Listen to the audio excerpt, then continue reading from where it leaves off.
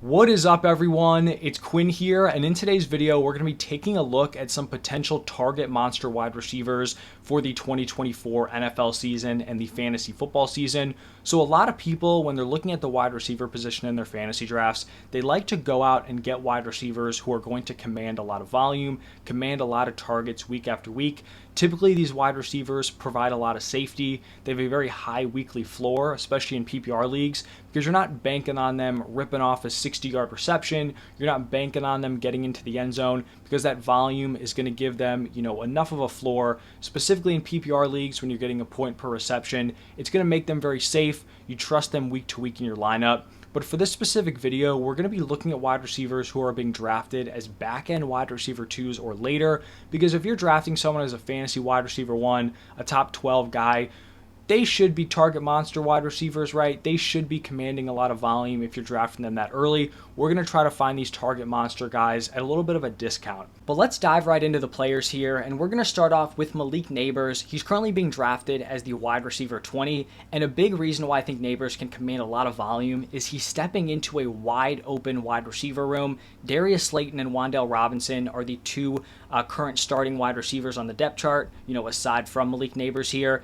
The Giants over the last couple of seasons have been pretty neutral when it comes to their pass rate. They were 18th in 2023. They were 22nd in 2022. But you look at the moves, the changes that have happened this offseason for this offense. Saquon Barkley's gone, so they're losing a top running back, and then they went out and they spent top draft capital on Malik Nabers. So I feel like, there's a decent reason to believe here that they're going to be a little more pass heavy here in 2024. They haven't really gone out and spent a ton to replace Saquon Barkley. They signed Devin Singletary in free agency.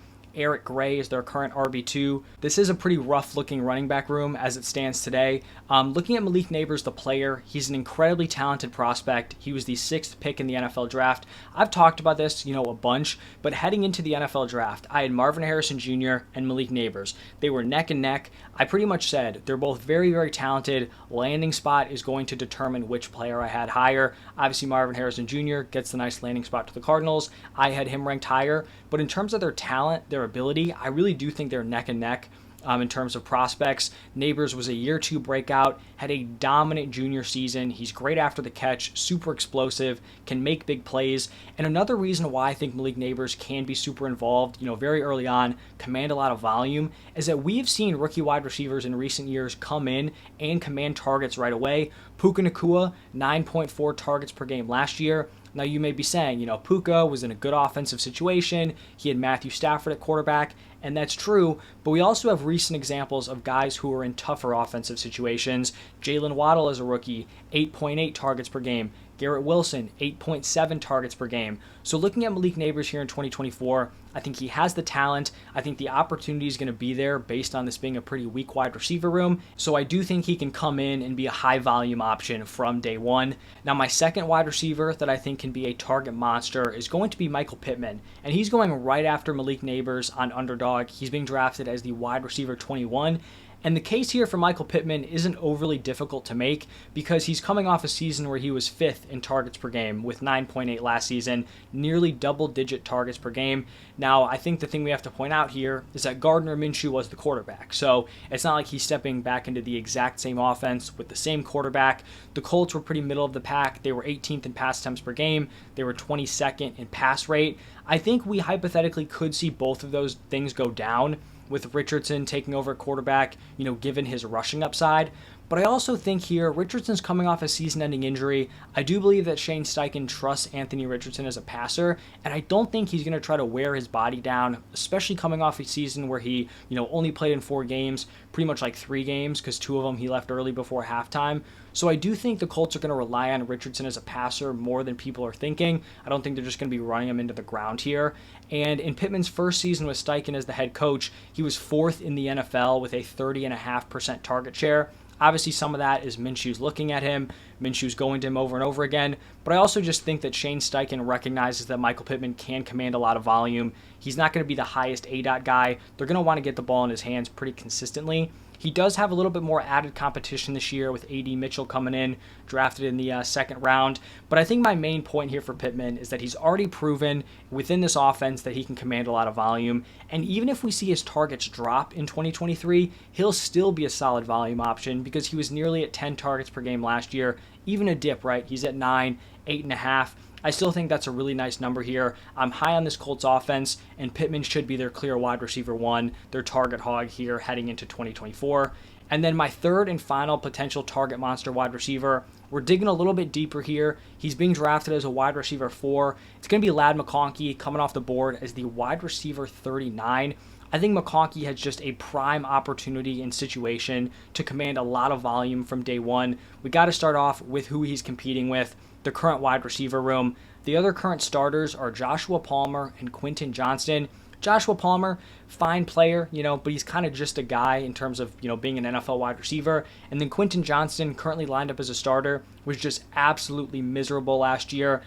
The success rate of guys coming in and bouncing back in year 2 when they completely fall on their face as a rookie, the odds aren't high, so I'm not really holding my breath here on Quentin Johnston having a bounce back season. And it looks like the Chargers are currently planning to play McConkey out of the slot, which I think volume-wise is great for him. I don't think he has to play there. He played out wide actually primarily in college, but putting him in the slot, I think the volume is definitely going to come from that position. We've seen Justin Herbert just absolutely pepper Keenan Allen with targets when he was playing in the slot, especially last season specifically when the weapons were weak. Mike Williams was down. I think Joshua Palmer was banged up, but Quentin Johnston was getting in there. Like, the wide receiver room was not great. They were struggling to create separation, and Keenan Allen averaged 11.5 targets per game. He was just being force-fed by Justin Herbert. I do think we should point out here that McConkey wasn't a target hog in college. Like, it's not like he commanded a ton of volume when he was at Georgia, but he was also dealing with legit target competition every season. Also never played the majority of his snaps from the slot over a full season. I talked about this in my rookie rankings video, but it's very, very rare that a wide receiver from college is dealing with less target competition in the NFL than they were dealing with in college. But that's the case here for McConkey. You look at the dudes he was competing with at Georgia, specifically the first year he was getting on the field, you had Brock Bowers, you had Jermaine Burton, you had A.D. Mitchell, you had Darnell Washington, a bunch of NFL players on that roster when he was young. He was still producing. Now you're going to the Chargers. This is a wide open group of weapons. He should be the top target from day one. So I think he has a pretty decent shot of commanding a lot of volume, and you're drafting him as a wide receiver 4. So you're not really risking a ton here selecting him. But that's going to wrap it up for my top 3 target monster wide receivers. Getting these guys at a little bit of a discount. You're not paying a premium. Malik Nabers, Michael Pittman, and McConkey. Let me know your thoughts on these 3 guys. If you have any, players you want to throw in there, I'd love to hear it. Let me know who's your sleeper here at the wide receiver position. But that's going to wrap it up for me. Thank you all for stopping by, and I will see you in the next one.